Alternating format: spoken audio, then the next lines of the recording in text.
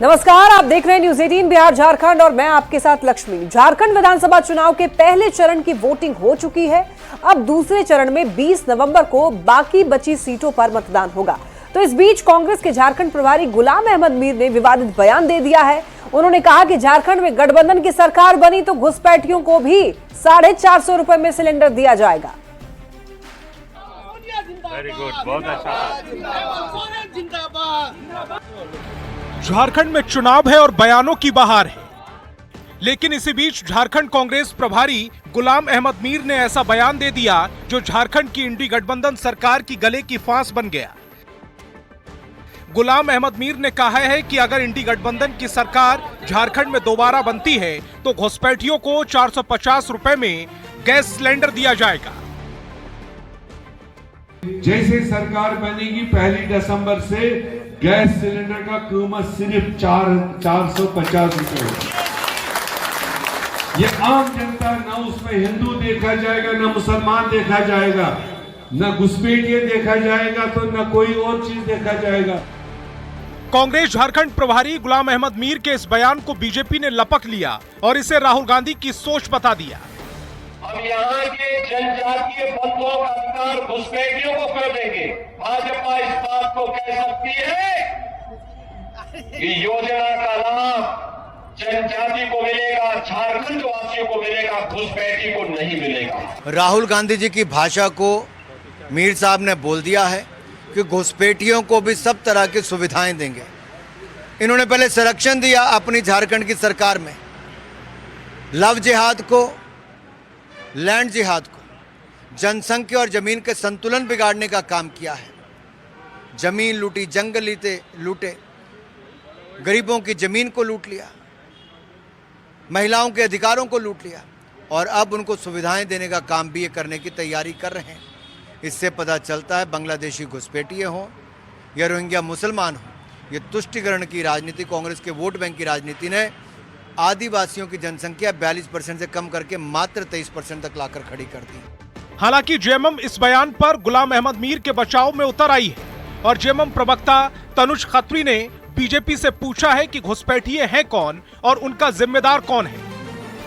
निश्चित रूप से उसमें हिंदुओं को भी मिलेगा, मुसलमानों को भी मिलेगा, झारखंड के सभी नागरिकों को मिलेगा, लेकिन घुसपैठ लाना इसमें ये भारतीय जनता पार्टी को बताना चाहिए कि अगर घुसपैठ हुआ है तो इसकी जिम्मेदारी केंद्रीय गृह मंत्रालय की है, ना कि झारखंड की सरकार की है। कांग्रेस नेता के इस बयान ने बीजेपी को एक बार फिर उन्हें घेरने का मौका दे दिया है। ऐसे में इस पर अभी और सियासत देखने को मिल सकती है। बोकारो से न्यूज़ 18 के लिए मृत्युंजय कुमार की रिपोर्ट। इधर झारखंड कांग्रेस के संयोजक बीके हरिप्रसाद ने गुलाम अहमद मीर के बयान पर प्रतिक्रिया दी। उन्होंने कहा कि बांग्लादेशी घुसपैठियों को रोकने की जिम्मेदारी केंद्र सरकार की है। उन्होंने बीजेपी के आरोपों पर कहा कि झारखंड में घुसपैठ का खतरा दिखता है, लेकिन बीजेपी किसानों और युवाओं की समस्याओं पर चुप रहती है। साल में कितने बार मजदूरों के बारे में बात किया, 10 साल में कितने बार बेरोजगारों के बारे में बात किया। इतना अत्याचार हुआ है, इतना महिलाओं के ऊपर भारतीय जनता पार्टी का नेता लोग किया है। राम रहीम और जो आसाराम बापू, सबको बेल दे के, जो हत्याचारियों को बेल दे के, अत्याचारियों का पार्टी है भारतीय जनता पार्टी। झारखंड में 13 नवंबर को पहले चरण का मतदान हुआ, जिसमें लोगों ने जमकर उत्साह दिखाया और दूसरे चरण में देखिए 20 नवंबर को 38 सीटों पर वोटिंग होनी है। लेकिन दूसरे चरण के दंगल से पहले ही नेताओं ने जीत के दावे करने शुरू कर दिए। बुधवार को पहले चरण में 43 सीट पर वोटिंग खत्म होने के साथ ही अब जीत के दावों का दौर शुरू हो गया है। पहले चरण में 14 सीट वाले जेएमएम कांग्रेस के गढ़ कोल्हान में बम्पर वोटिंग हुई, जिससे कोल्हान में अब तक सुखाड़ झेल रही बीजेपी की उम्मीदें बढ़ गई हैं। ऐसे में झारखंड बीजेपी के चुनाव प्रभारी शिवराज सिंह चौहान का दावा है कि इस बार कोल्हान के किले में कम से कम 10 सीट पर कमल खिलने जा रहा है और एनडीए की सरकार बनने जा रही है। हम 33 सीटों तक जीत सकते हैं कि हम सरकार बनाने जा रहे हैं और शपथ ग्रहण के समारोह में पूरे झारखंड की जनता को आमंत्रित प्रधानमंत्री जी ने स्वयं किया है। एनडीए का दावा है कि पहले चरण की 43 में से करीब 33 सीट पर एनडीए की विजय पताका लहराने जा रही है। तो इंडिया अलायंस भी पहले चरण के बाद फुल कॉन्फिडेंस में है और दावा है कि पहले चरण की वोटिंग में ही बीजेपी सत्ता की रेस से बाहर हो चुकी है। पहले चरण में इंडिया गठबंधन बहुमत के पास पहुंचने जा रहा है, दूसरे में तो फिर इनका पत्ता साफ हो जाएगा, क्योंकि वो तो हमारा गढ़ है। राजनेताओं के बयान से उलट राजनीति के जानकार कुछ अलग ही राय रखते हैं। इनका आकलन है कि बम्पर वोटिंग बदलाव के संकेत दे रहे हैं। जहाँ ज्यादा पोलिंग हुई है वो संकेत दे रहा है, जहाँ कम पोलिंग हुई है वहाँ वैसे ही रहने की उम्मीद है, और जहाँ ज्यादा पोलिंग हुई है वहाँ बदलने की उम्मीद है। इस पर अगर कसेंगे तो 23-20 का आंकड़ा बैठता है, 23-20 का आंकड़ा बैठता है। इसका कारण है कि इस बार एनडीए एकजुट है। जाहिर है झारखंड में सत्ता की सीढ़ी का रास्ता संथाल और कोल्हान से होकर ही जाता है और इंडिया अलायंस का किला कोल्हान इस बार दरकता दिख रहा है। ऐसे में अब इंतजार 18 सीट वाले संथाल में 20 नवंबर को होने वाली वोटिंग का है, जब जनता ईवीएम का बटन दबाएगी। Bureau report, news 18। तो पहले चरण का मतदान शांतिपूर्ण तरीके से संपन्न हो चुका है। शांतिपूर्ण वोटिंग के बाद सुदूर जंगली और नक्सल प्रभावित क्षेत्रों से मतदान कर्मी लौट आए और जब ये लौटे तो चुनाव की थकान के बाद भी इनके चेहरे पर सफलता की मुस्कान थी, लिहाजा अधिकारियों ने इनका जोरदार स्वागत किया।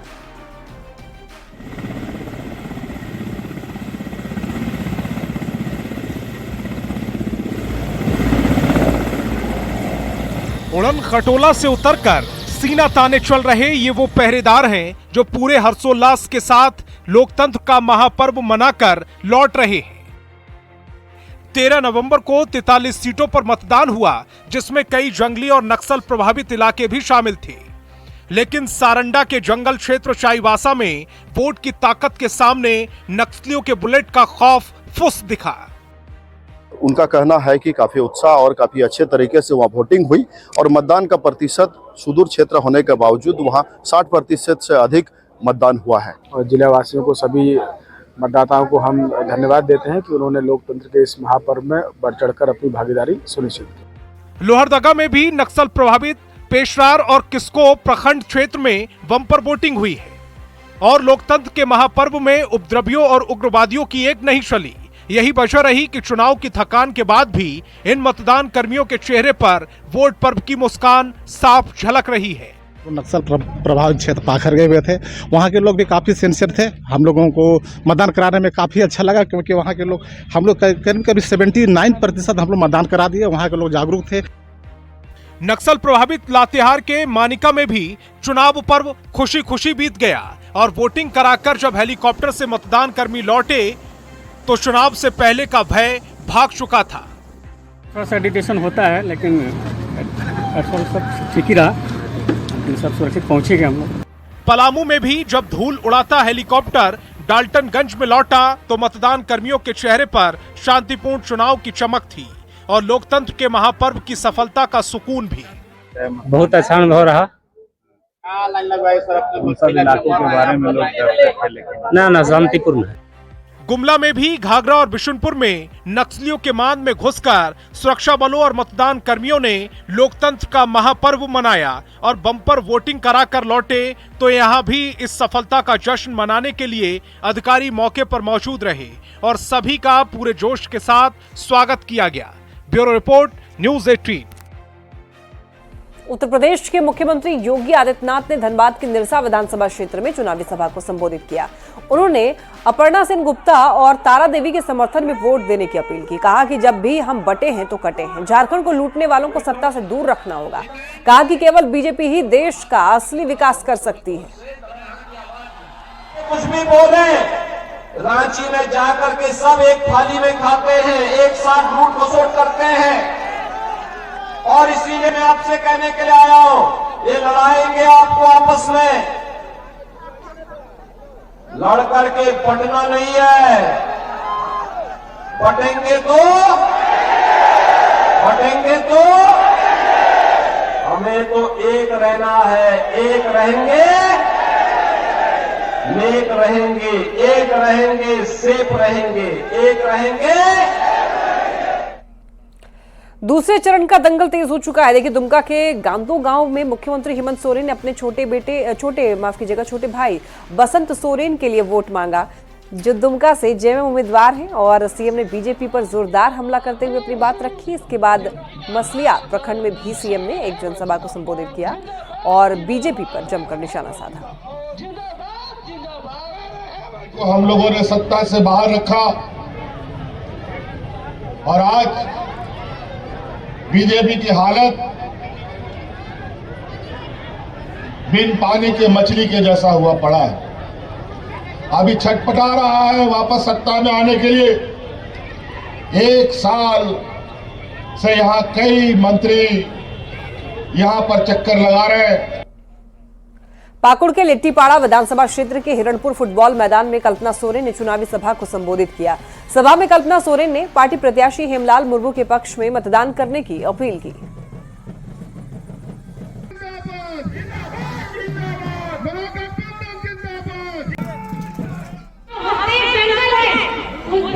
जंगल में आदिवासी लोगों को धक्के मार निकाला जा रहा है। वहाँ के लोग अपनी पहचान के लिए लड़ रहे हैं और आज वहाँ पर जो जंगल है उसे काटा जा रहा है ताकि वहाँ पे इनके जो व्यापारी दोस्त हैं वहाँ से वो खजाना निकाल के। और यही दृष्टि यही सोच बदलने के साथ ये झारखंड में आदिवासियों के हितैषी बने हुए हैं। जामताड़ा के शिवलीबाड़ी मैदान में बिहार के नेता प्रतिपक्ष तेजस्वी यादव ने चुनावी सभा को संबोधित किया। तेजस्वी यादव ने जनता से डॉक्टर इरफान अंसारी के समर्थन में वोट की अपील की और बीजेपी पर नफरत फैलाकर जातिवाद की राजनीति करने का आरोप लगाया। कमाई, सिंचाई, सुनवाई और कार्रवाई वाली सरकार होनी चाहिए, लेकिन भाजपा का मुद्दा नहीं है ये। भाजपा का क्या मुद्दा? हिंदू, मुस्लिम, मंदिर, मस्जिद, पाकिस्तान, कश्मीर,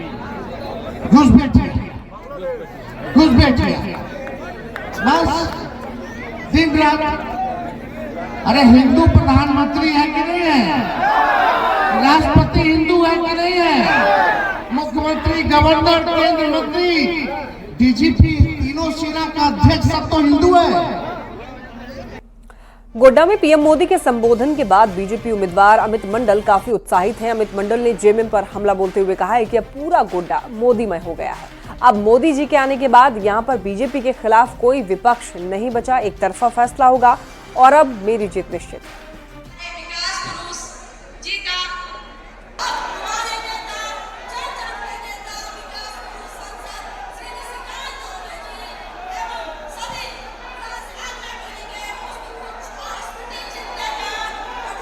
विपक्ष हो, तमाम लोग मोदी जी को देखने आए, मोदी में हो गए और मोदी जी ने जो प्रेरणा बताई है, मुझे लगता है कि पक्ष विपक्ष अब रहा ही नहीं, सिर्फ और सिर्फ कमल फूल छाप बचा गोड्डा में और निश्चित तौर पर ये जीत की तरफ भूतो ना भविष्य। मुझे ऐसा लगता है मोदी जी ने जो करिश्मा दिखाया है गोड्डा की धरती पर, विपक्ष यहाँ रहा ही नहीं, सिर्फ और सिर्फ कमल फूल है।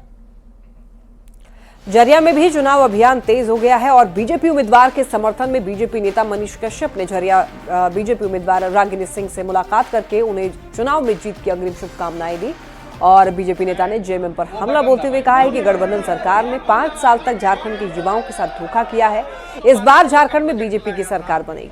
हेमंत सोरेन की सरकार ने जो है उसे ठंडे बस्ते में डाल दिया। मान लिया है कि झारखंड में सरकार बदलनी है और यहाँ पे तो रागिनी सिंह जीतेंगी ही जीतेंगी और भारतीय जनता पार्टी की सरकार बनेगी ही बनेगी। ये नहीं बोल रही, ये सच का बात बोल रही, सच का लड़ाई लड़ रही है। ऐसा नहीं है कि झूठ को भी सच कर रहे हैं, ये सच का लड़ाई और जो बोले सच बोले। और आज जिस तरह से युवाओं के अंदर इनका बात सुनकर देखे ना किस तरह से लोग झूम उठे, ये सच्चाई पे कोई भी झूम उठता है। गिरिडीह के आम बगान में केंद्रीय गृह मंत्री अमित शाह ने जनसभा को संबोधित करते हुए कांग्रेस और जेएमएम पर जमकर हमला बोला। उन्होंने कहा कि ये इंडिया गठबंधन वाले ओबीसी, एससी और एसटी के आरक्षण को काट कर मुसलमानों को देना चाहते हैं। अगर बीजेपी की सरकार बनी तो आरक्षण के साथ छेड़छाड़ नहीं किया जाएगा।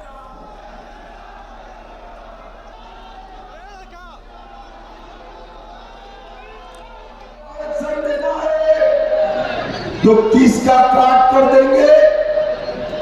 ओबीसी का काटना पड़ेगा, पिछड़ा वर्ग का, दलित का, आदिवासी का। मुझे बताओ झारखंड के युवाओं, क्या आप इसको काटने में सहमत हो? क्या जोर से बोलो। सहमत हो क्या? हेमंत बाबू, आपकी जो मंशा हो, भाजपा का एक भी विधायक है पिछड़ा वर्ग के आरक्षण को हम नहीं डाले, नहीं डाले। जामताड़ा विधानसभा क्षेत्र में वोटिंग से पहले ही समीकरण बिगड़ता हुआ दिखाई दे रहा है। कांग्रेस और बीजेपी उम्मीदवार दोनों आदिवासी वोट बैंक को साधने में लगे हुए हैं, तो सुंडी समाज ने विद्रोह शुरू कर दिया है। बीजेपी से जुड़े हुए समाज के लोगों ने गांधी मैदान में आंदोलन की खुली चेतावनी दे दी। सुंडी समाज के लोगों ने बीजेपी पर अनदेखी का आरोप लगाते हुए कहा है कि समाज के लोगों को मान सम्मान नहीं दिया जा रहा है। सुंडी समाज ने बीजेपी को 24 घंटे का अल्टीमेटम दिया, कहा कि हिमंता बिस्वा शर्मा आकर के मंडल समाज के लोगों को सम्मान दे, नहीं तो नोटा के पक्ष में मतदान करेंगे। जो प्रदेश के पदाधिकारी है, अगर 24 घंटे के अंदर हेमंत बिस्वा शर्मा जी यहाँ पर जामताड़ा में नहीं आते हैं और हम समाज के लोगों के बीच में ये आश्वासन नहीं देते हैं, तो हम लोग ने निर्णय लिया है कि 24 घंटा का बीत जाने के बाद हम लोगों ने भारतीय जनता पार्टी के जो समर्पित कार्यकर्ता है, हम लोगों ने बीजेपी को वोट नहीं देंगे, हम लोगों ने नोटा में वोट देने का निर्णय लिया है। भाजपा के जितना जड़ है, जितना जड़ बना हुआ है भाजपा का जामताड़ा का, ये वीरेंद्र मंडल का जड़ है, ये उसका बना है, सब कुछ है। लेकिन आज भाजपा को पूरा अनदेखा किया जा रहा है, पूरा साइड कर दिया है। पुराने कार्यकर्ता जो है, कोई वैल्यू नहीं हम लोग का कोई वैल्यू नहीं है। जो हिंदुत्व आज 10 साल यहाँ जगह के बीजेपी को रखा है, आज जो हम लोग का समाज में कोई वैल्यू नहीं है। हम लोग अगर जाते हैं तो बोलता है वीरेंद्र मंडल का आदमी है, यहाँ का बाहर से आए हैं। यहाँ का जो जिला अध्यक्ष है वो अनाप शनाप बोलता है। झारखंड में बांग्लादेशी घुसपैठ मामले में ईडी की जांच का दायरा लगातार बढ़ रहा है। मंगलवार को कोलकाता में ईडी की छापेमारी में गिरफ्तार 4 लोगों को रांची ईडी कोर्ट में पेश किया गया। इसमें 3 पुरुष और 1 महिला शामिल है। सभी लोगों को कोर्ट ने फिलहाल सोमवार तक के लिए न्यायिक हिरासत में भेज दिया है। ज्यादा जानकारी दे रहे हैं न्यूज 18 संवाददाता संजय कुमार सिन्हा। झारखंड में बांग्लादेशी घुसपैठ का मामला लगातार चर्चा में है और इसी क्रम में आज रांची में ईडी कोर्ट में जो 4 संदिग्ध लोग थे उन्हें पेश किया गया, जिनके बारे में कहा जा रहा है कि 2 लोग बांग्लादेशी हैं, 2 भारतीय नागरिक हैं। हमारे साथ यहाँ पर लॉयर हैं जो कि कोलकाता से यहाँ पर आए हैं। आप लोग यहाँ पर आए हैं तो किनकी डिफेंड करने के लिए किनको आए? उसमें एक लेडी अक्यूज्ड है, पिंकी बासु मुखर्जी, उनका लिए हम लोग आए हैं। अरे पिंकी बासु का नेशनलिटी क्या है? एक्चुअली वो इंडियन है, purely Indian and bronze and brought up Kolkata.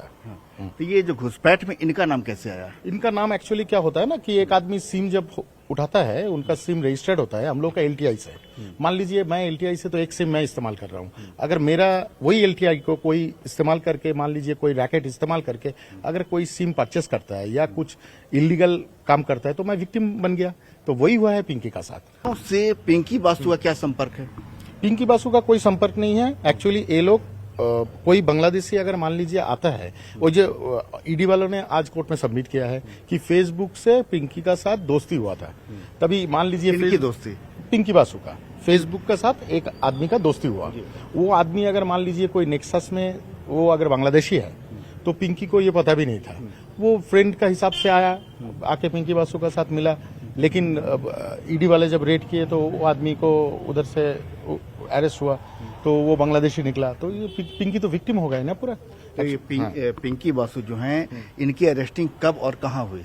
Actually Pinky Basu arrest उनका घर से नहीं हुआ, पिंकी बासु खुद चल के गई है ईडी ऑफिस, बुलाया गया था सवेरे 9 बजे। उधर जाने के बाद पिंकी बासु को उधर बैठा दिया। लगातार ईडी की टीम की जांच का दायरा लगातार बढ़ रहा है। मामला अरेस्टिंग से लेकर के ईडी कोर्ट तक पहुंच रहा है। अब देखना है कि इस मामले के तार और कहां तक जाकर जुड़ते हैं। कैमरामैन संजीत तिवारी के साथ संजय कुमार सिन्हा, न्यूज 18 रांची। गिरिडीह जिले के देवरी थाना क्षेत्र के चेकनाका के पास में एक वाहन से लगभग 50 लाख रुपए कैश बरामद किए गए और जो स्टेपनी टायर में छुपा करके लाया जा रहा था। गुप्त सूचना के आधार पर सुरक्षा कर्मियों ने वाहन का पीछा किया और उसके बाद इसे पकड़ा गया। हालांकि अभी यह स्पष्ट नहीं हो पाया कि पैसे को कौन और किस उद्देश्य से लाया जा रहा था। इस मामले को गोड्डा सांसद निशिकांत दुबे ने सोशल मीडिया पर पोस्ट करते हुए आरोप लगाया है कि जेएमएम ने चुनाव को प्रभावित करने के लिए ये राशि भेजी थी। मामले को लेकर इनकम टैक्स और चुनाव आयोग ने जांच शुरू कर दी है। हाँ, वीडियो आ रहा है सर।